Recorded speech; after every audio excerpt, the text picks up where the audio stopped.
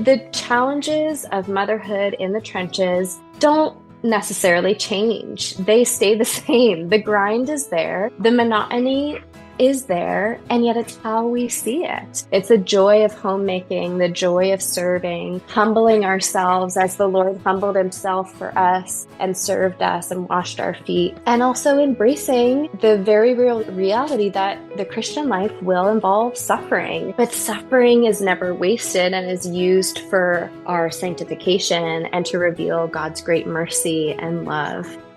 Longing for a birth free from unnecessary interventions? One where you feel confident, empowered, and at peace, trusting your body to work as God designed? If so, you're in the right place. I'm Audrey, a Bible-believing Christian, childbirth educator, wife, and mama of 4, 2 born via C-section and 2 born at home. I know what it's like to feel overwhelmed by birth decisions, to wonder if you're crunchy enough for an unmedicated labor, or to fear another intervention-heavy birth. But with education, practical tools, biblical encouragement, and most importantly, by trusting the Lord, you can prepare for a natural birth with clarity, confidence, and even joy, and I'm here to help you do just that. So grab your water bottle, settle in, and let's prepare you to trust God's design for your body, your baby, and your faithful labor. Well, hey everybody, it has been a hot minute. It's been a minute since I have published a new episode. And maybe you don't keep up with my every Wednesday episode releases, and so you're thinking to yourself, Audrey, whatever, I haven't even noticed, and that's great, I'm so glad. But if you have, and you've been wondering, well, where you been? Guys, I'm gonna tell you, I do this every time. I do this every pregnancy, and I always tell myself, next baby, it's gonna be different. I'm gonna remember. I'm gonna remember how hard first trimester is, and I'm gonna know my limitations, know my capacity. And then, wouldn't you know it, a new baby comes along, a new first trimester rolls up on me, and I totally forget. I completely forget how my capacity changes, how my limitations are reached much quicker, and just in general, life just feels a lot more full with a lot less on my plate. And as far as the podcast goes, I wanted to just keep chugging straight on with my every week, every Wednesday releases. But what I am finding is early pregnancy, first trimester Audrey, is not the same capacity as not pregnant Audrey. And again, I knew this about myself, but I have come to finally face that reality over the past couple weeks as typical basic things in my life that I normally would have complete capacity to handle have tipped me over in a way that I am just not able to keep up with the same level of things on my plate that I had pre-pregnancy. And so we're pivoting. We are shifting from every week having an episode released to every other Wednesday. That is what you can expect from me going forward. And on the weeks that I have a little bit extra bandwidth and I'm feeling especially motivated and creative to get more podcast episodes out to you guys, you can expect an episode on a Saturday. So, henceforth, until capacity levels alter once more, that is the plan going forward. All that said, I am so excited to finally get this episode out and into your earbuds because, man, it was such a blessing to me personally to just even have this conversation with this guest today. And I truly do think that listening to her story will be a tremendous blessing to whoever's listening to this today. And even though this guest herself did not go on to experience unmedicated low intervention births, I still believe that hearing her birth stories will be very valuable to you, even though I know most of my listeners are planning for an unmedicated, natural, low intervention birth. I will let her in the conversation get into all the ins and outs of her experiences, but for her first birth specifically, she did intend to have a natural delivery. But things ended up needing to change and shift. And throughout that birth experience and her 3 others and everything else in between, the Lord moved mightily, and He used those experiences to bring about refinement and growth in her that otherwise would not have been present in her life. And I do believe that wherever you are in your motherhood journey, hearing Olivia's story of her births, of what God has brought her through in healing her heart toward motherhood, and the anger and the brokenness that has come from various seasons of her life, and how God has beautifully restored and redeemed those things, it will bless you to hear her story. And I think all of us can benefit from listening to the wisdom that is passed through her, that God Himself has allowed her to steward in her ministry and in this conversation that you're going to hear today. So, without further ado, let me introduce to you officially today's guest. Olivia is a mom of 4 and pastor's wife living in Ontario, Canada. Along with being a devoted wife and mom, she is passionate about all things local church life, and more recently has loved stewarding a social media ministry at the Not So Angry Mom, where she shares about parenting in the little years, tools for dealing with mom anger, and a peek into everyday life as a Christian family. I am so excited for you guys to get to hear this conversation, and without further ado, here it is. Well, Olivia, I am so glad that you are here with me today on the podcast. I am so thrilled to even just get to look at you face to face and get to actually have a conversation with you after all the time we have talked on Instagram. And I'm already feeling filled up getting to have this conversation after texting and messaging back and forth for so long. So, I would love if you could give a little introduction about yourself, who you are and what you do. Yeah, absolutely. Well, it's mutual. It's all mutual because you and I both started around similar times and found each other right away, started chatting right away. Right. So much encouragement there. So that's mutual. But yes, my name is Olivia Wilcox and I hail from Connecticut, born and raised there, still have all my immediate family there, but live in Ontario where I met my husband out west in Western Canada at Bible College. And then we moved back here, got married. Well, actually, I went home to Connecticut for a bit and then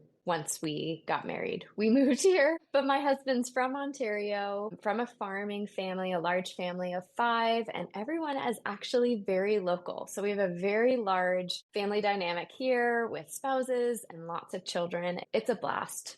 And we have 4 kids, 2 boys, 2 girls, and in that order, currently ages 8, 6, almost 5, and then our youngest just turned 6 months. So it's a fun, like whenever people ask like how is 4 kids, I say like it's not hard, it's busy. And part of that is because the hard is almost behind us in some respects of the constant demand of multiple toddlers. And now that we have these 3 air quotes here, older kids, and then a baby, it's really like we get to enjoy the baby phase with some just more mature children around. And it's been such a sweet season for anyone who's maybe wondering what will an age gap look like, whether or not that is in your planning process. It wasn't for us, and yet we knew it was the Lord's plan for our family as time went on.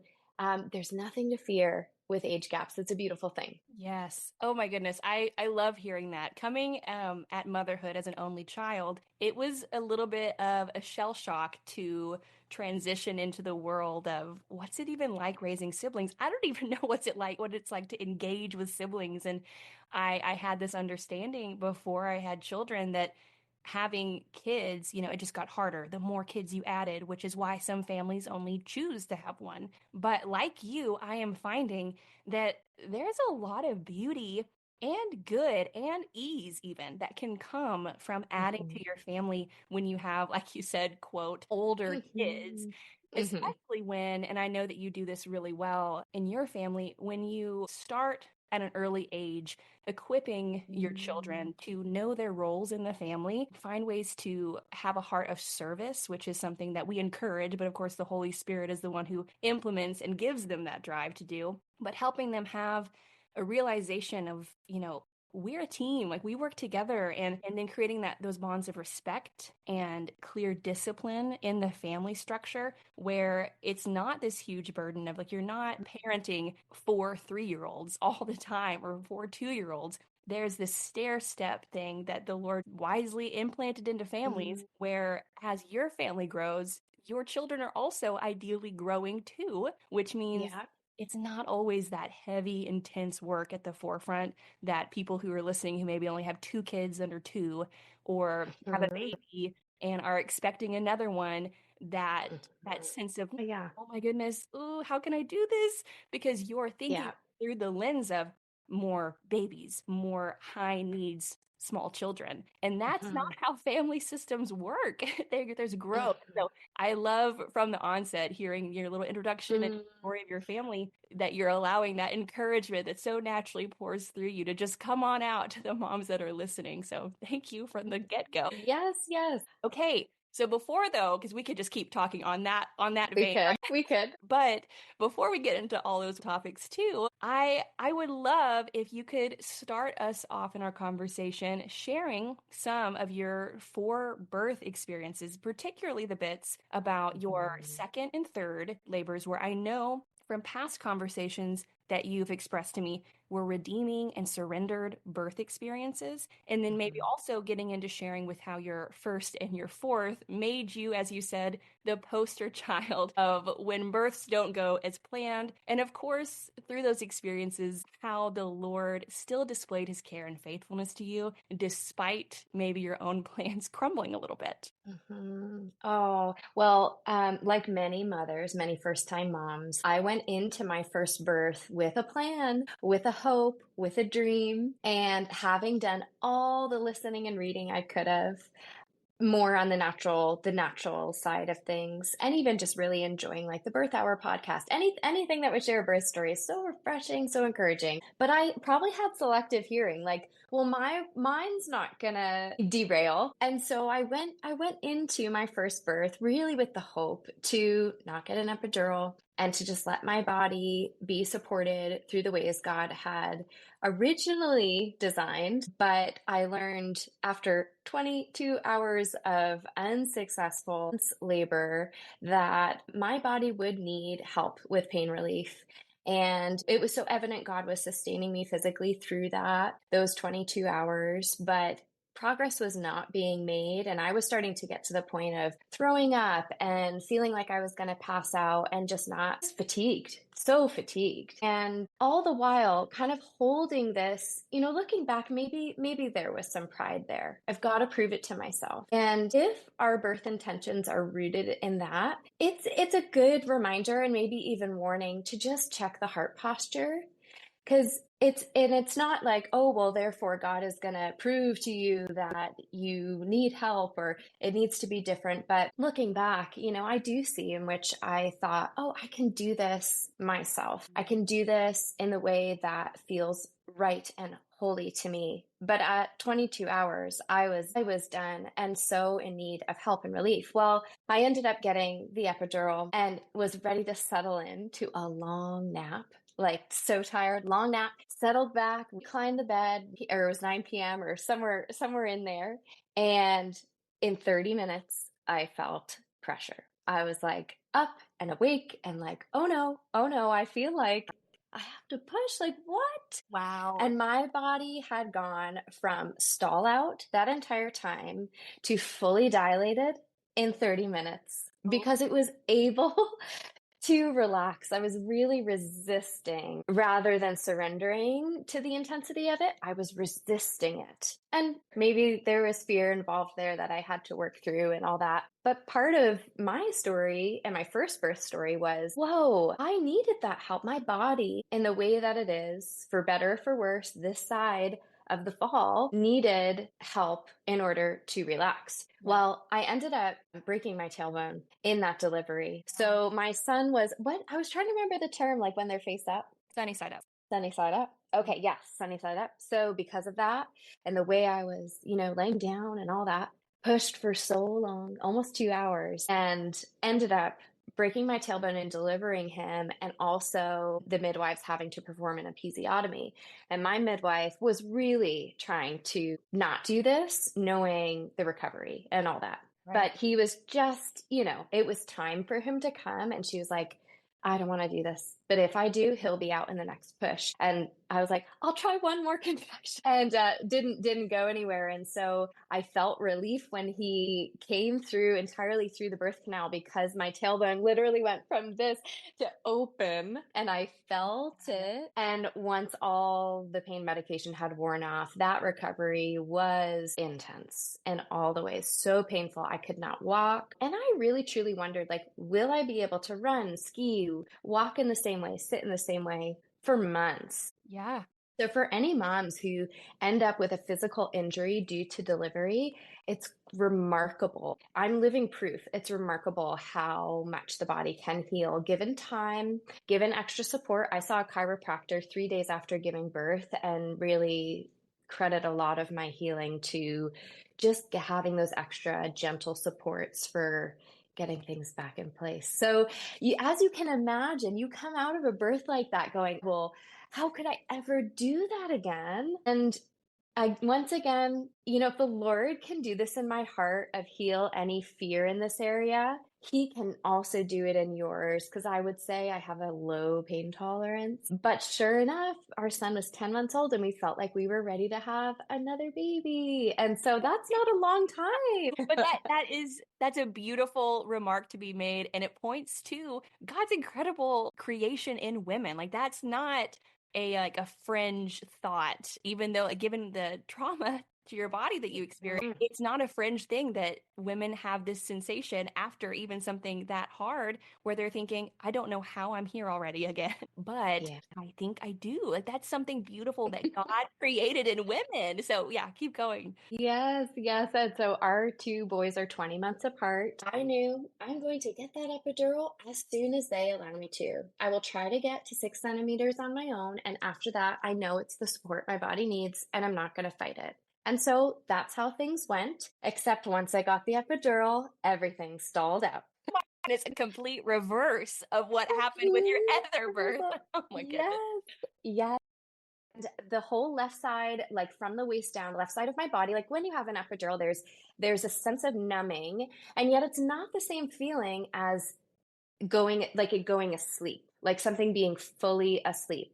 And my whole left side went fully asleep. I think it was because I was in the same position for so long rather than going side to side. And I was maybe just trying to rest and relax when really it ended up doing the opposite. So as it turns out, I kept pushing the button to help with the epidural strength, going, I keep feeling my contractions. Is there any way I can get this more strong? And as it turned out, my epidural stopped working. So I think maybe just the medication wasn't flowing properly, the way the circulation was going. I could feel every contraction and feel it strong, girl. Knowing I wasn't progressing, one of the nurses, I had midwives again for this birth, but one of the nurses, because I got transferred for a little Pitocin to get things going, they just put the IV, got put onto my left side, and same thing happened 30 minutes later. I had probably not even a drop of Pitocin in my system at that point, like not too much. It was like left side, let's get the IV hooked up. I was ready to push.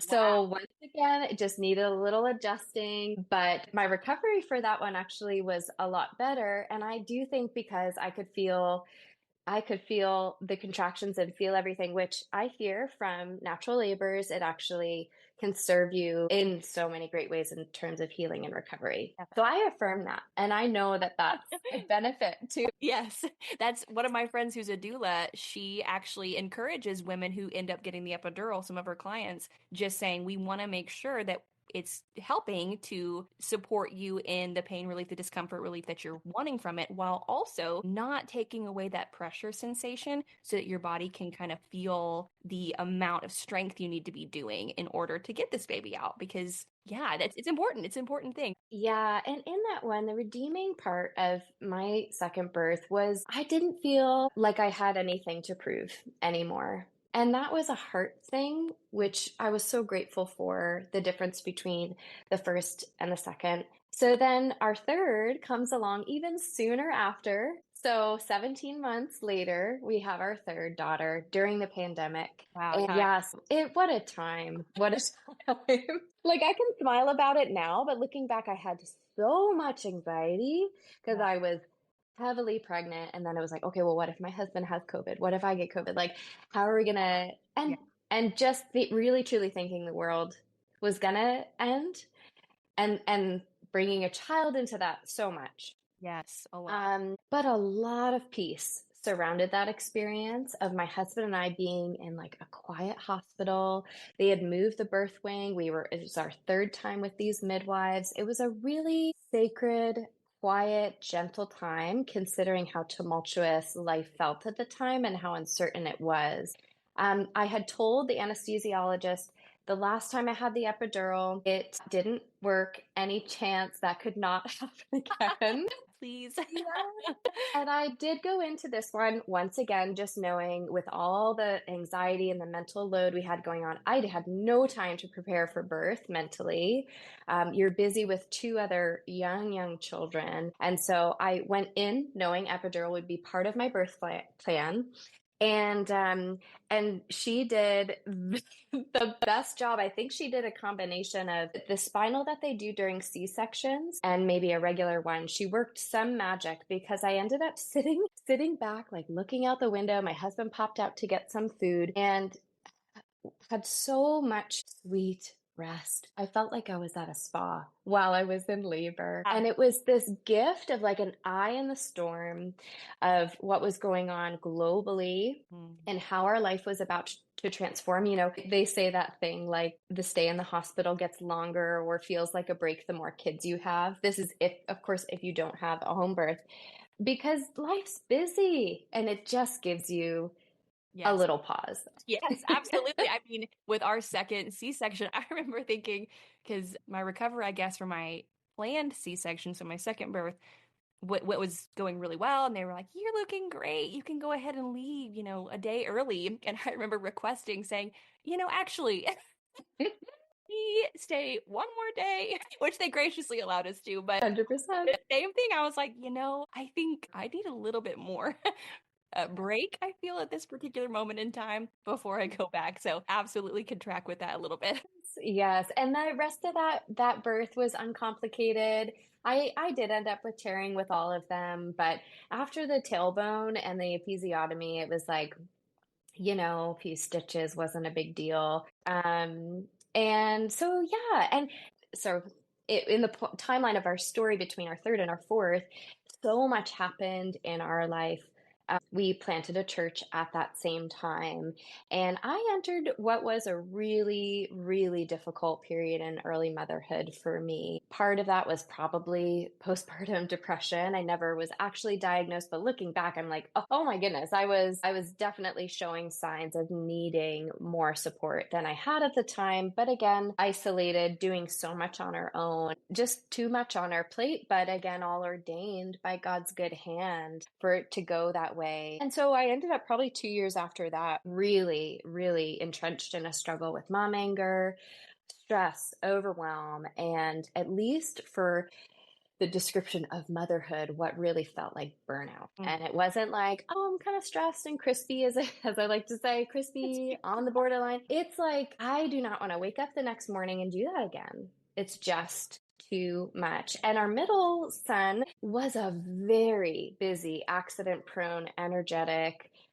stronger willed toddler all during that time. And it was enough to feel the equivalent of multiple children for one, what was required. And then you've got your other kiddos that have their own unique needs or even just having a dependent infant on you while trying to, keep your eyes on your at all times. Trying to keep everybody else Um, alive. Yeah, for sure. and I knew reaching that point of the end of myself meant I needed to get help. I needed professional help. I wasn't feeling safe alone with my children and my own thoughts. It was getting to be too much. And so I had returned from being out with my kids and wanting to lose my mind, which I already was on a daily basis. But this was in the context of driving a vehicle. And I got back and I was like, I am not safe to be with my kids with a feeling of make it stop and not feeling in command of that. So I told my husband, I need to get professional help and I need it now. And that really began another year plus journey of working with a professional coach, Christian coach, specifically on the topic of anger and diving way deep into the why behind my habits, the confession of sinful habit of destructive anger, and then equipping myself with the tools I needed uniquely for my story in order to thrive in motherhood, which is what, if you're listening to this podcast, any of us have ever dreamed of being for the most part. I had never pictured myself doing anything else other than wanting to be a mom. And so it was truly heartbreaking to get to a place where I wasn't enjoying it. And I felt like such a failure. I was experiencing thoughts of like, oh, if only God had given me different children, this wouldn't be a problem. But my primary thought was, what is wrong with me? What a monster, if anyone knew. And as a pastor's wife, and on and on and on. But shame surrounding any of our sin will feed us any lies to keep us there. And I see this in my own children as we're disciplining them and raising them up in the Lord. They just want to hide in their embarrassment or their shame of a mistake that they made. When you're just like, you're so close, just confess it. Just come into the light and confess it. And yet shame just wants to keep us there. And so as I worked through my own stuff, it was just these like chains breaking off of me, setting me free to transform my heart. The challenges of motherhood in the trenches don't necessarily change. They stay the same. The grind is there. The monotony is there, and yet it's how we see it. It's the joy of homemaking, the joy of serving, humbling ourselves as the Lord humbled himself for us and served us and washed our feet, and also embracing the reality that the Christian life will involve suffering, but suffering is never wasted and is used for our sanctification and to reveal God's great mercy and love. So as I journeyed through that, and that is where the ministry of the Not So Angry Mom, which is on Instagram, was born out of that story, out of those years of what felt like a nightmare, a dream turning into a nightmare, becoming a dream come true again. And so I share about that. I share practical tools, so on and so forth. All along, my husband and I wrestled with, should we grow our family? And at the time of really being in my struggle, I thought I'm not capable of watching more children. So I went through a process of grief, knowing our family would be capped at 3 kids because of my tendencies, because of my weaknesses. And that felt just devastating in many ways. And then, we encountered some health mysteries, and we then went into a season of recurrent miscarriage. We had a chemical pregnancy, and then we lost a baby at 17 weeks. After coming through some of that, like, let's try and see if the Lord has another one for us, and feeling ready again, all to just be met with such painful loss. And actually, I should say this, like, for anyone struggling with recurrent miscarriage, I wasn't ever diagnosed with that. I shouldn't call it that, because I think chemical pregnancies are super common, and I've experienced 3 of those dispersed throughout. But then a second trimester loss is a totally different thing in and of itself too. So my terminology is off there, but for us, it was recurrent. It happened back to back to back. Right. And then after that 17-week loss, having a DNC and then working through grief we'd never experienced before, we thought, man, to go through that again felt like too much to think about. So it was another year after that we just waited to see, would the Lord give us peace to grow our family, or was our family complete? Yeah. And during this time, just to make sure I'm tracking, during this time, Yes. are you still seeing the coach that you were using to help you work through your anger in motherhood from a Christian biblical standpoint? Or is that something that has kind of, at that point that all this is going on, something that you're kind of managing and tending to on your own at that point? Yeah. Moving on to try for more children was a result of successfully working through stuff with my coach and being on the other side of that. So no, I wasn't actively working with her at that point. It was a sign to us that we were ready again. Like, I was going to be capable to have, another child and it be okay. Okay, so that makes sense, and where everything was tracking, and of course your ministry with the Not So Angry Mom is already in the Yes, midst of all born in that time. that time. And I just, that's so life-giving and beautiful, because I have heard women say that they just don't feel like they can handle more kids because of X, Y, Mm-hmm. and Z problems Mm-hmm. in themselves. And that's not to dismiss that there probably are some very true and real things that would hinder women from going on and growing their family, Yes. that the Lord can walk them through and give them Yes. discernment and wisdom on making that decision. But to know that what you thought was crippling the end of your family's growth, it's over. Yes. And the Yes. Lord redeemed and restored that to the point where it, not only did you in your heart say, okay, Lord, we're willing to continue growing our family if that's what you have for us. But then, Mm. now you have gone on to have a fourth baby. And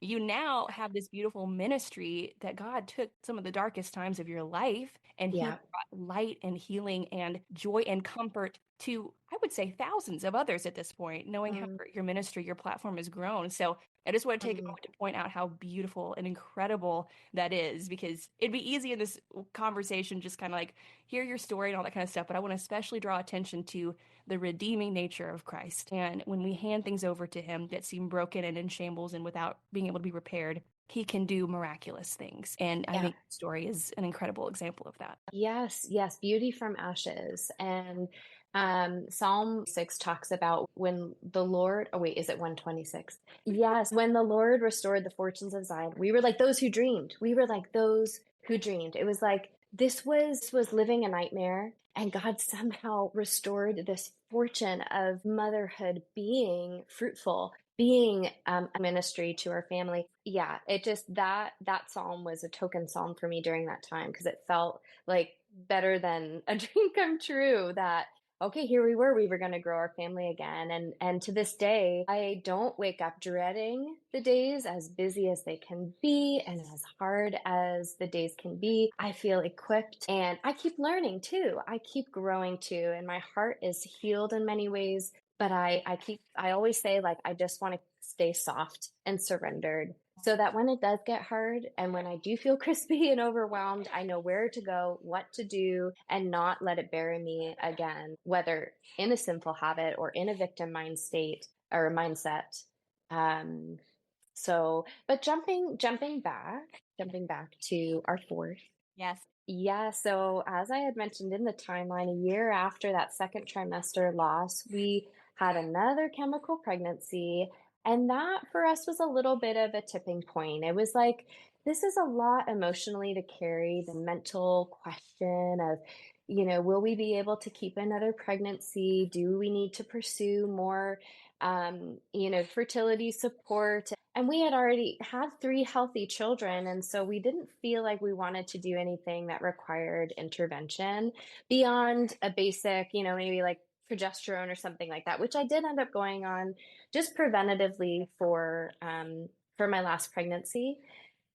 And sure enough, we kind of were just leaving our hands open, but we're like, let's try one more month and then just put it to rest almost indefinitely. And I'm holding that one more month. That is so beautiful. That's so amazing. Love that. Wow. Yeah. Yeah, yeah. And I knew going into that pregnancy, I would have to be supernaturally protected by the peace of the Lord, because the mental battle of, are things going okay? Are they going to go wrong? Are we going to run into the same challenge again, is just something that really feels beyond your control, and I knew would be beyond my anxious mind Yeah.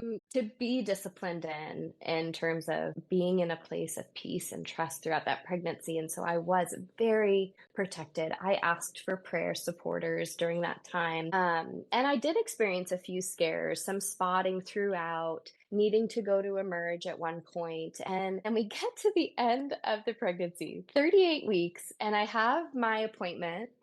And my doctor, he's like, I say he's like like an obstetrician meets a midwife. He's like an old doctor who's done this for years, does deliveries, but he's a bit more conventional. And sure enough, 38 weeks, he's like, oh, okay, I feel the head's down, engaged, all that kind of stuff. And I said, something is just not sitting with me. I'm having a hard time with my thoughts. I can't sleep at night. I'm really just feeling unsettled. Is there any chance I could just get an ultrasound just for peace of mind? And he's like, I always trust a mother's instincts. Sure, let's do it. No harm, no foul. I go in for that ultrasound, and here where I live in Ontario, they don't tell you results. They just like, oh, here's your baby, they show you, but they like can't tell you anything. So it's a very unnerving process. And I'm so grateful that in all of my pregnancies and ultrasounds, I have had technicians who are like, do you want to see the baby? Do you want to hear the heartbeat? And so the peace of mind being so wonderful. Well, this time around, she goes, do you want to see the baby? And she shows me the monitor and goes, here's the head up high, like up in my rib cage. And here's the feet. No breach. And I was like, wait a second, is Oh that no. a breech baby? And she's like, Yeah. well, I can't tell you that, Oh, but obviously, very, very clearly, yes. Oh my gracious. oh my word. So that just was like a snowball of, okay, go into labor and delivery, have them checked to make sure the baby's not in distress, stress tests and stuff. I tried an external version, which was very painful and unsuccessful, and just had this protection of peace the whole time. Like C-section was never on my radar ever. Mhm. And I had so much peace about it. It was like, maybe she's meant to stay in this position. Let's just trust that. She didn't flip on her own. She didn't. And I'm also not going to spend the next 2 weeks raising 3 kids, spinning a baby on my head. Like that was another thing too, that physically just wasn't going to be able to happen. And I tried what I could. I was on my medicine ball, I was walking, but I knew it would have been like a full-time job to even really try for any success. And so sure enough, we had a scheduled C-section, which had its own beauty in scheduling childcare for our other three, the baby being closely monitored this whole time, which was such peace of mind. And sure enough, when they delivered her, the cord was wrapped around her neck, was wrapped around her arm, was wrapped around her leg. So she was cozy. She was nestled in. She wasn't moving. And C-section recovery, I was told if I could recover from like a tailbone injury, like C-section wasn't going to be too bad. I just like wasn't prepared for the level of pain.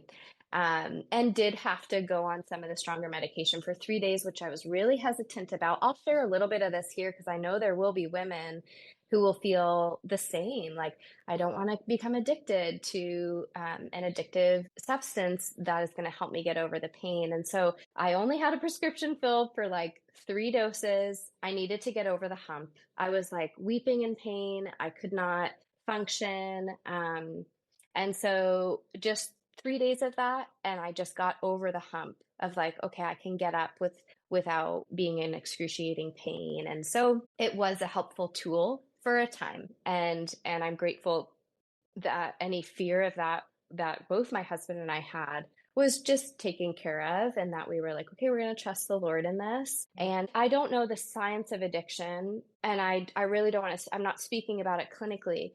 I think there's something to be said when our hearts are filled with Jesus and purpose and peace and eternal purpose, that we shouldn't need anything else to fill that, whether it's, a drug addiction or otherwise. And we can all relate to phone addiction or coping strategies or all those things, but there is something to be said about a heart that is at rest in Jesus.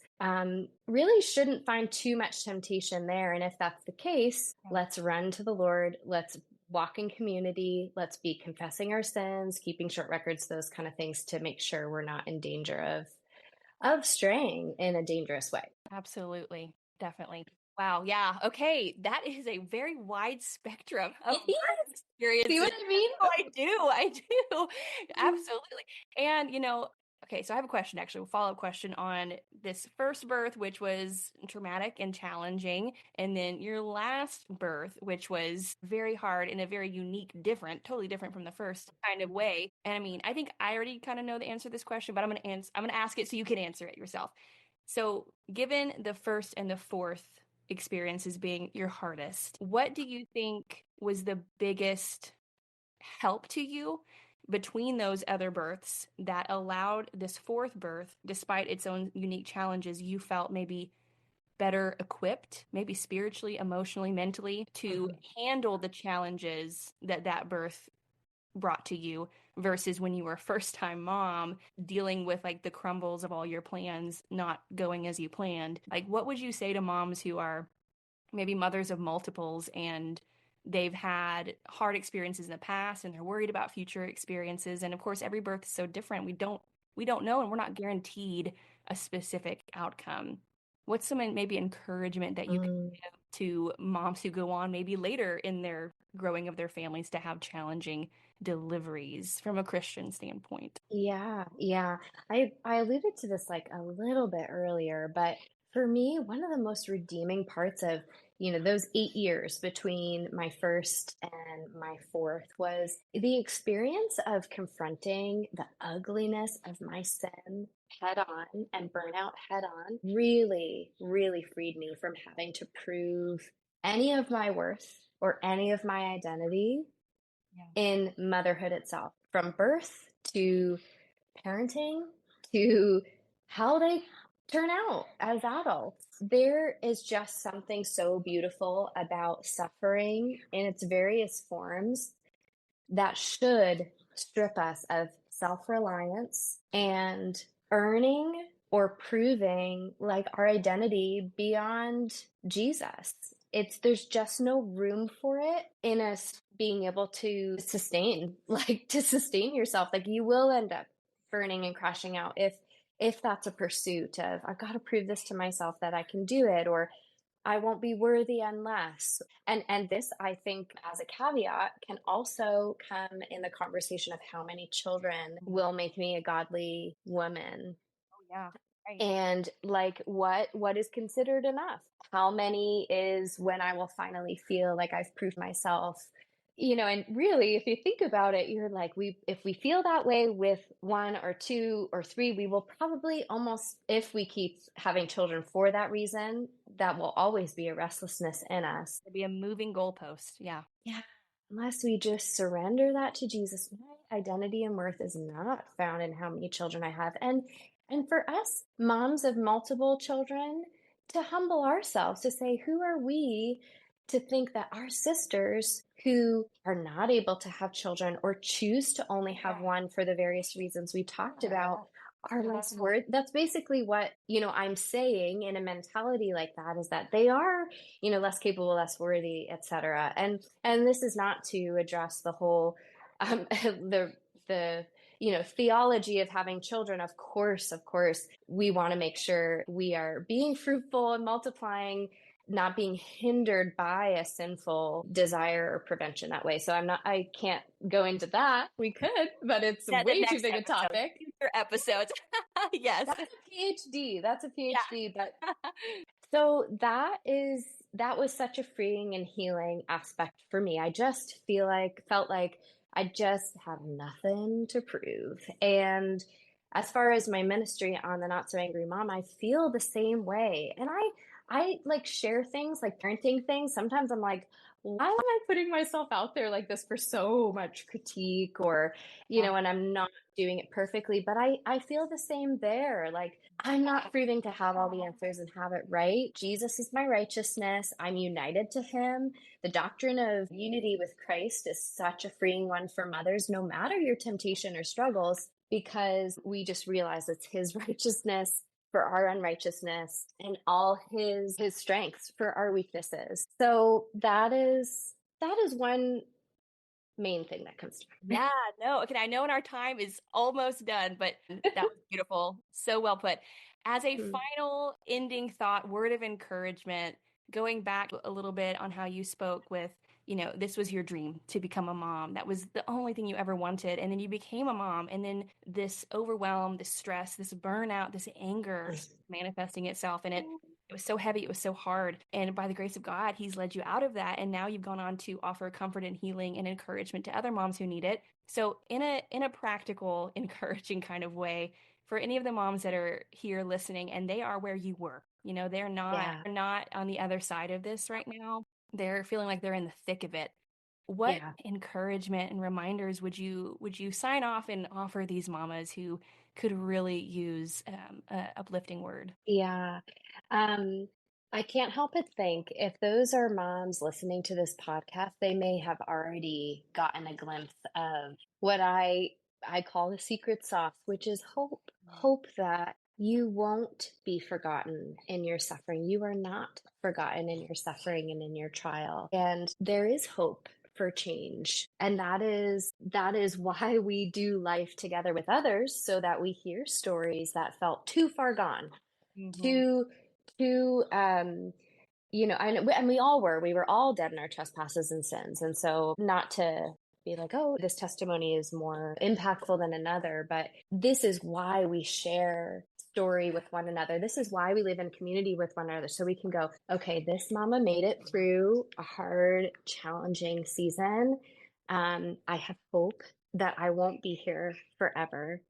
And I would also say there is a place for lament that motherhood did not turn out the way you had thought, whether that's through miscarriage or through your struggle with anger or anxiety or depression. There's a place for lament and bringing that to Jesus. Its intention is that we would bring it to the Lord and grow closer to Him.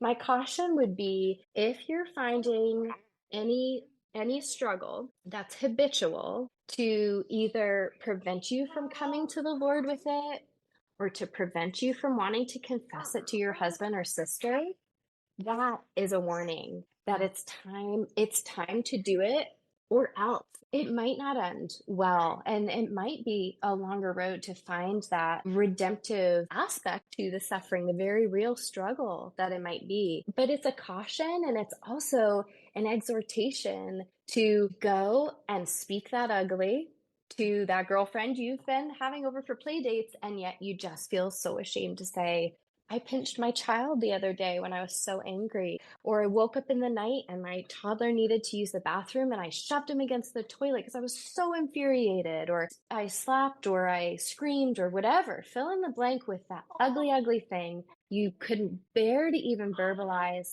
and you will start to taste and see that God is with you. He's providing a way out, and it won't always be that way. So there's a couple things there, but speak the ugly, know that there is hope, and become acquainted with a theology of suffering. That we see all throughout Scripture, the story of Job and many others, that while God did not and does not cause and create the effects of sin and the suffering that comes from the fall, there is a sovereign allowance of it. And all the way from your children's personalities and how it will rub against yours, or special needs, or your own mental health limitations, every little detail is under His sovereign allowance. And there's such trust that we can find there. And if you're struggling to trust that, then welcome others into that journey, and there will be sisters ready and willing to walk with you, and your husband, Lord willing, if he's following the Lord, and your pastors and elders, and so on. Absolutely. Man, Olivia, you are just such a life-giving breath of fresh air into my heart. And I'm so, so thankful that we got to have this conversation, to hear your wisdom, hear your stories. And also, I will add too, to everything that you just said, I will attach in the show notes how you can find Olivia and find her ministry. And I know on your platform, I think you also have shared about who you in particular used as your coach to work through that mom anger. So if you're listening to this and you're hopefully feeling encouraged that this isn't the end, that this doesn't define you, and this is not the rest of your motherhood story, I hope that you're also hearing there is help to get you to that next step. If you're kind of feeling floundering and you're like, okay, I'm ready, I need this, I know I do, what do I do next? God has graciously allowed people before you to go through those same struggles, same sufferings, to now offer you encouragement and hope and comfort through what they have already lived through, similar to what you're going through. And so cling to that, cling to Jesus, and definitely go follow Olivia. And hopefully we will have her on again. You're such a blessing. And I'm so glad we got to have you on today. Thank you so much, friend. I already can't wait to have you on next time. Thanks for joining me today, friend. If you were encouraged by or learned some new helpful nugget through listening to today's episode, the best way to let me know is by leaving a written review on Apple Podcasts and sharing the show with a friend. Taking 30 seconds to leave a review and share an episode might feel like no big deal, but it truly means so much to receive your feedback and know that this podcast is getting out there to more mamas who need it. Before we part ways until next Wednesday, I'd like to pray Ephesians 3:20 over you. Now to him who is able to do immeasurably more than all we ask or imagine, according to his power that is at work within us. I pray that God would be mightily glorified through you as you seek to honor him with your faithful labor. Amen, and God bless.